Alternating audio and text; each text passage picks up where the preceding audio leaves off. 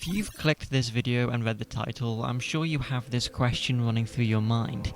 How on earth have I been playing Assassin's Creed 1 wrong? Well, before a few months ago, I didn't think there was a wrong way to play Assassin's Creed 1. Go around and assassinate people, it's not exactly music theory. But after having a pretty insightful conversation with Icarus Gaming, a fellow YouTuber and Assassin's Creed fan, about the development of the game and the ideal way to play said game, I became inspired to test it out. And let me tell you that it makes a significant difference in making the game that much more immersive. But what exactly is this fabled correct way of playing Assassin's Creed 1? Well, the answer isn't as obvious as it might first appear and sounds pretty strange when you take into consideration the mechanic itself we're taking away. So in this video, I'm going to explain why the correct way of playing Assassin's Creed 1 is by turning the HUD off completely. Before we begin the video, if you could drop a like on the video and subscribe to the channel, I'd greatly appreciate it. Also, if you've watched my previous video defending Sabrand, which if you haven't, you totally should check out that video after this one, comment "I stand with Sabrand" with a little hashtag, just so I know.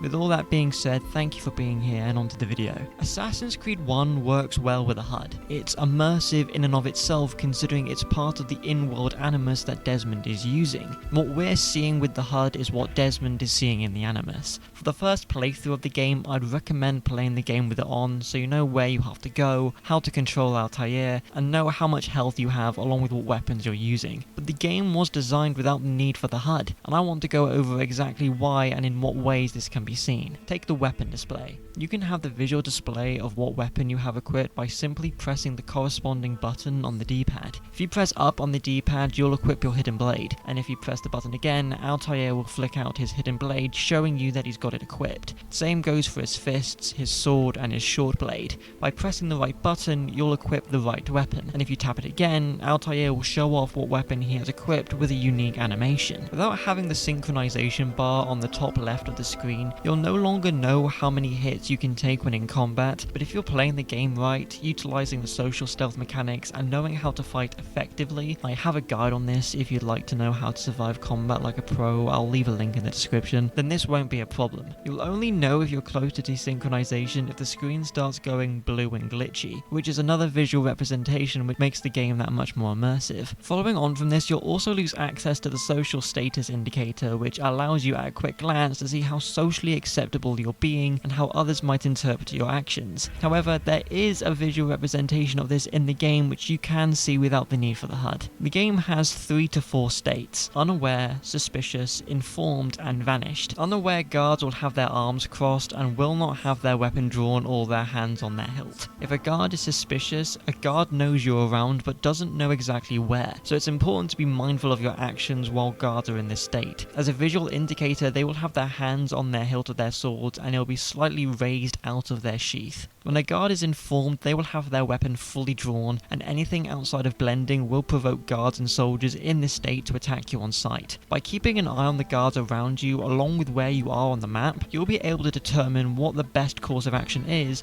along with if you should be more cautious and how the guards might potentially react. Without having the minimap/compass at our disposal, we won't be able to find our objectives easily, nor will hide spots or targets appear, so we'll need to use something else to help us out. There isn't really much use for having eagle vision, especially in Assassin's Creed 1, because we can tell on the minimap exactly where our targets are because we can see them move, along with where our investigations are. But with the HUD gone, eagle vision becomes our friend. Enemies appear in red, showcasing that they're guards. If we have an assassination target, either one of the 9 or one of the many informant's assassination targets, they will be shown in gold. If a target has information regarding our investigation, they will be shown in white, and all of this visual information will be shown to us for a few seconds after leaving eagle vision, so we can keep all of this in mind. On top of this, it also makes it important that we visit the city's assassin bureaus and speak with the Rafiqs. They will tell us where we can begin our search and will have directions to give us, along with notable landmarks we can visit such as local mosques and churches, marketplaces and souks.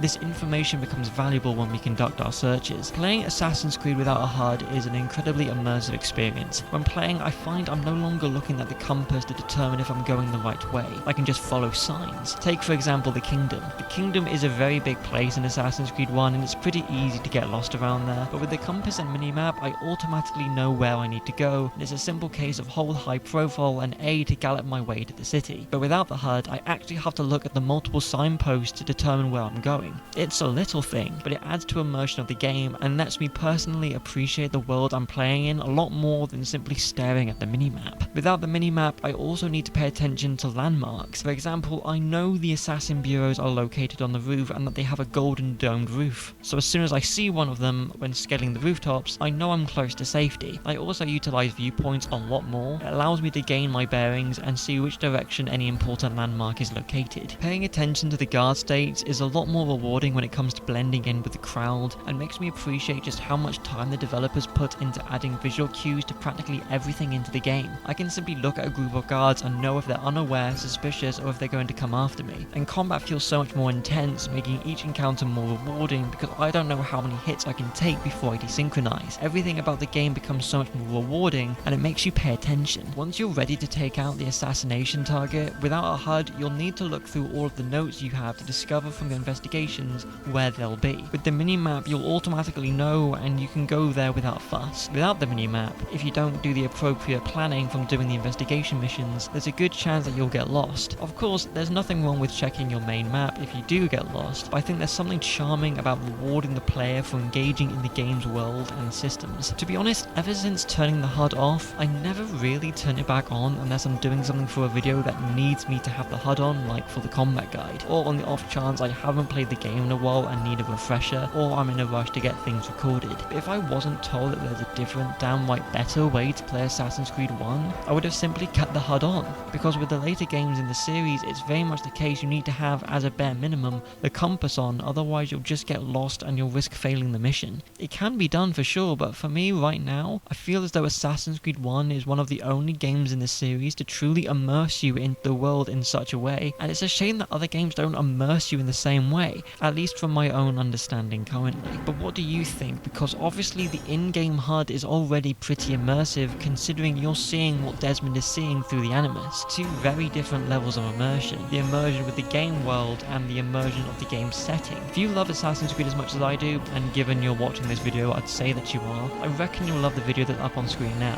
Thank you so much for watching and showing this brand video so much love. I greatly appreciate that, so thank you. If you could drop a like on this video and subscribe to the channel, I'd also greatly appreciate that as well. Hopefully I'll see you in the next video, and thank you so much for watching. Goodbye for now.